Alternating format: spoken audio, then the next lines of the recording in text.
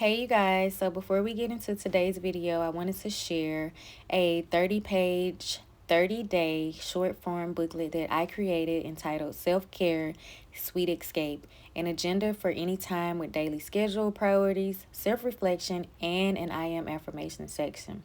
And you are the author of this book. I created this for prioritizing your self-care with a scheduled time routine to get things done, but also making sure to schedule in 3 priorities that are top tier to you and holding yourself accountable to getting these things done. I've also provided the link in the description box so that you can purchase. Thank you. Let's get right into this video.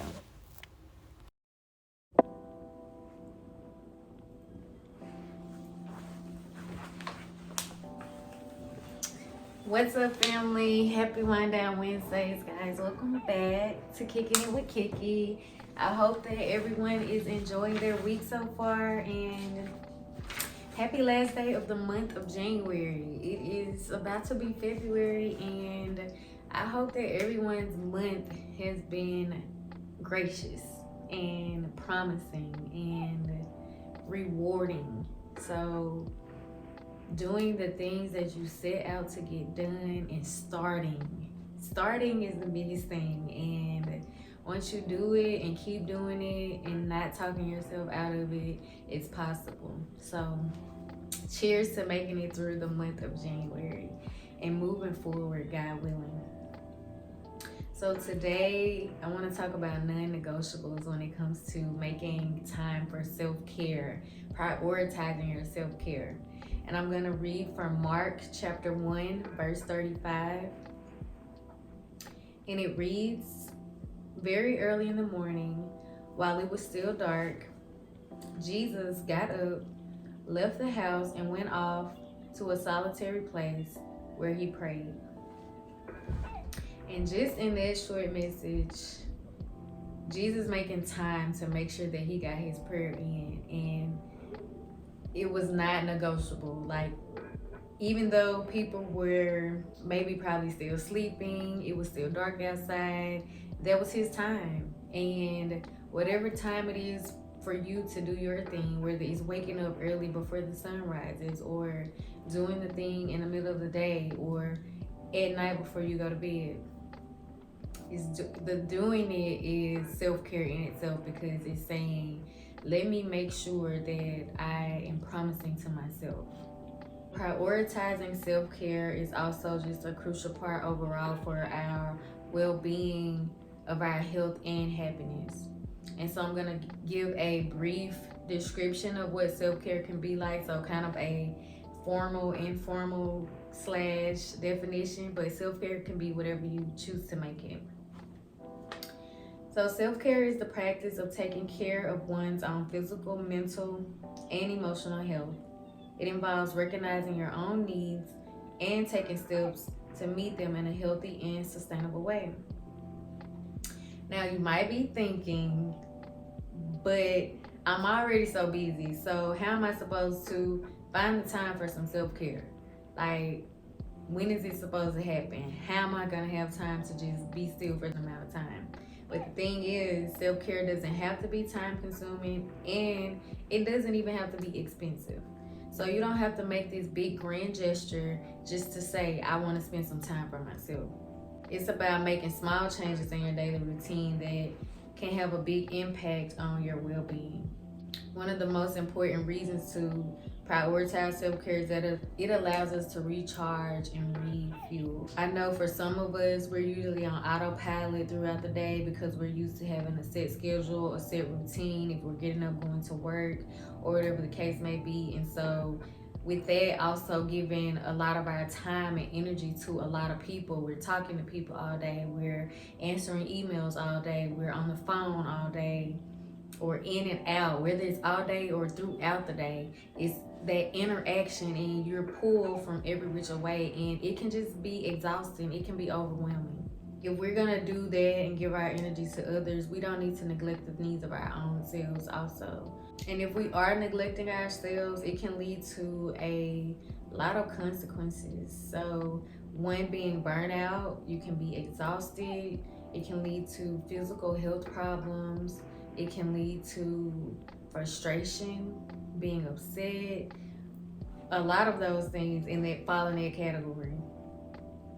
So taking the time to just be gentle with yourself so you can replenish your energy and prevent these negative consequences from happening are top tier. Another benefit of self-care is that it can improve our overall mental health. There's a lot of pressure to constantly be productive and to be successful, to be on the hustle, to be on the bustle of getting things done. And if you're sleeping, you're not doing enough. Or if you're not posting it, you're not doing it. And it's exhausting. Like, why can't I just get my work done and be doing the work because this is what I need right now without anybody else seeing it? And honestly, I feel like that's okay. Like, why not? But to each his own. I feel like when we are just overthinking it and doing too much of the things that we don't really want to do, that's when we cause a lot of stress on ourselves, a lot of the anxiety on ourselves, and it just don't help. It just, things spiral out of control, and then you're definitely feeling overwhelmed and exhausted and emotional. And when we take the time to ourselves, it can help to reduce the negative emotions that come with these negative consequences. Also, self-care will allow us to cultivate better relationships with ourselves. It's important to take time to check in with ourselves and listen to our own needs. This can help us become more self-aware and in tune with our emotions, in tune with our feelings.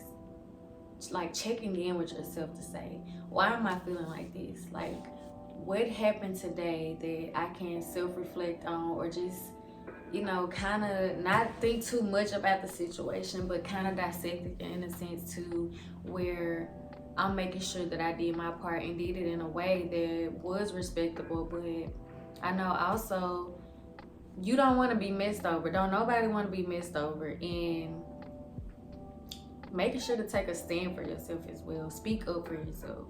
By doing so, like, this can help us become more self-aware and in tune. And I think it's just a beautiful thing when we are acknowledging that we are important and we're worthy, and we are worthy of the love, worthy of the care, worthy of the attention that we are giving everyone else. We deserve it ourselves as well. And learning to say no to things that just don't align with your values and your needs is, no. It's either you feel like it or you don't. There is no in between. There is no room for gray areas. It's either black or it's white or it's purple or it's orange or whatever. Like, name it what it is and keep it moving. You will be okay. They'll be okay.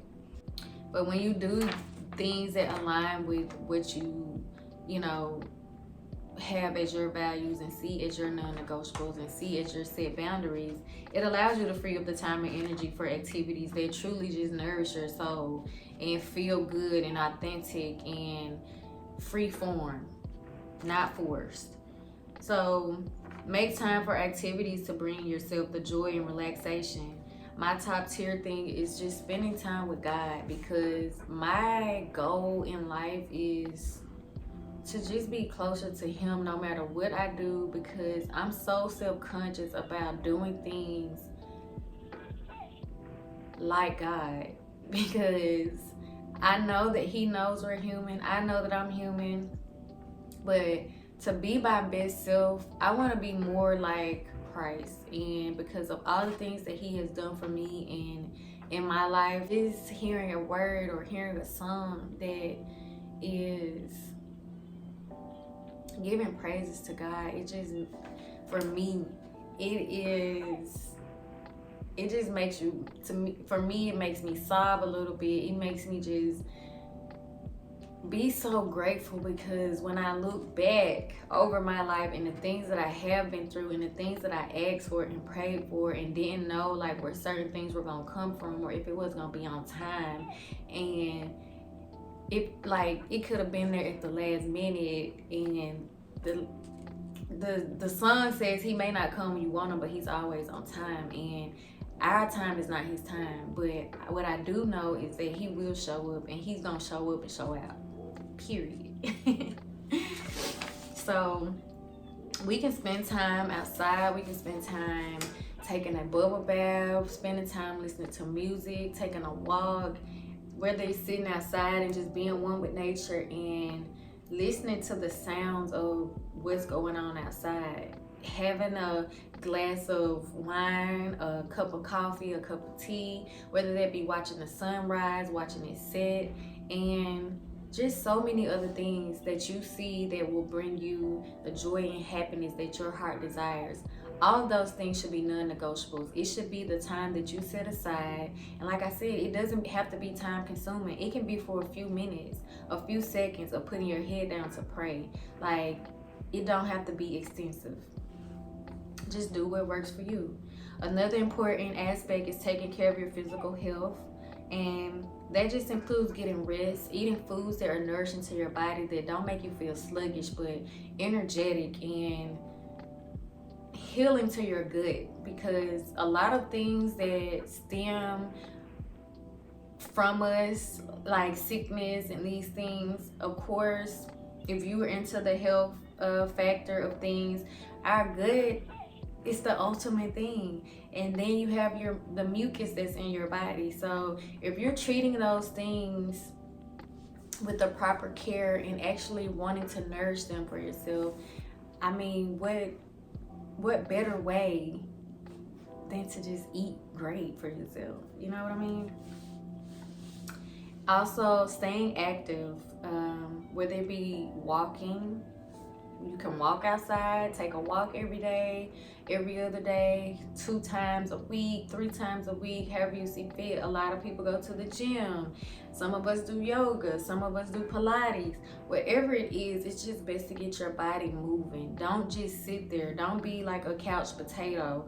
Don't get too comfortable with doing nothing. Like, be good to yourself. Be good to your body. And all of these things are just taking care of your whole self, your entire being, your mind, your body, and your soul. And lastly, don't be afraid to ask for help. If you're feeling overwhelmed and struggling with your mental health, reach out to someone that you trust, whether it be a trusted friend, a family member. And if you don't feel like you want to discuss certain things with people, reach out and seek professional help if that is something that you are open to. I find it to be something that was a great experience and very helpful, and still I feel comfortable with talking to certain family members of mine that why not? Like, none of us have room to judge each other, and I'm very compassionate in the way that I speak about things also. And yeah, I want to be felt and I want to be heard, because I feel like words hold weight, but action put behind those words hold even more weight. At the end of the day, prioritizing ourselves should be the overall well-being and happiness, so that we can improve our mental being and cultivate a better relationships with ourselves. Because when we know ourselves, we do better for ourselves. We are better people for ourselves. And I think we're constantly learning ourselves every day. There's nothing that we won't learn about ourselves until we leave this earth. There's gonna be something new every time, and that's the excitement of the journey. Here's to making conscious efforts and decisions to prioritizing our self-care, whether it be a daily routine, whether it be a weekly routine. It's just making the time, and let this be the year that you pour from a cup that's full when it's full, and not have empty or empty at all. Like, let you be so in tune with yourself that when the opportunities or the questions of can I have your time do come, that you can do it, and you can do it freely and not have to say no. And when you don't feel like it, say no. But just take the time to love on yourself and be true, be gentle with yourself this year, and do it more so often than never. If that makes sense. Do it more often than ever. And I hope that you guys continue to enjoy the rest of your week. I hope that February is a month that is beautiful to you and that it is an abundance, an array of sunshine, an abundance of finances, an abundance of love and health, and just moving up in whatever your situation is or the things that you write down. Continue to show up in love and peace and love, KB.